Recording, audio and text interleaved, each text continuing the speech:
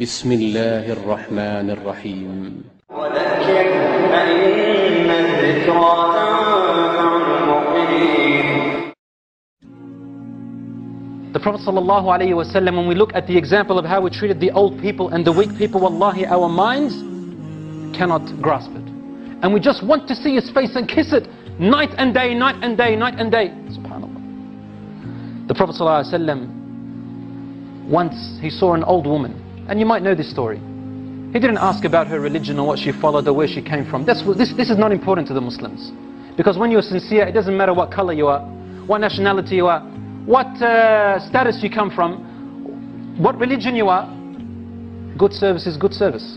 So Prophet ﷺ saw this old woman. She had no one beside her to help, and she was trying to lift some luggage up onto her satchel, onto her camel, and trying to go home.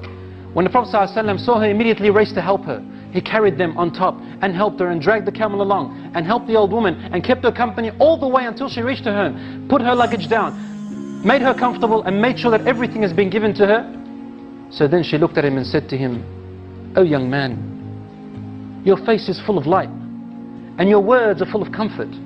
You bring softness to my heart and you are one of the best people I've ever met. I thank you for this company. How can I ever repay you? The only thing I have is not wealth or money or possessions, but I have an advice for you." In those days, advices used to be bought for the price of camels in those days, like a price of car today. So he said, "Yes, advise me."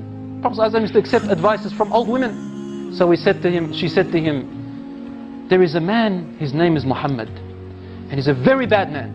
He has disunited the people and disunited us from our family. He teaches people sorcery and he leads them astray from the ancestral belief. Keep away from him. I don't want you to be destroyed. You are too good of a man." So then, wallahi, this is a true story, ya akhwan, true story. And she said, then finally she asked him for his name. And the Prophet ﷺ is patient and calm. What would one of us do? He turned around and smiled and said, "My name is Muhammad, sallallahu alayhi wa sallam." She said, "Muhammad, sallallahu alayhi wa sallam." She could not do anything except sit down on her knees and say, "Ashhadu an la ilaha illallah wa annaka rasulullah." I bear witness that there is only one God and you are his messenger. Because only a messenger can be this way. Only a messenger can be this way.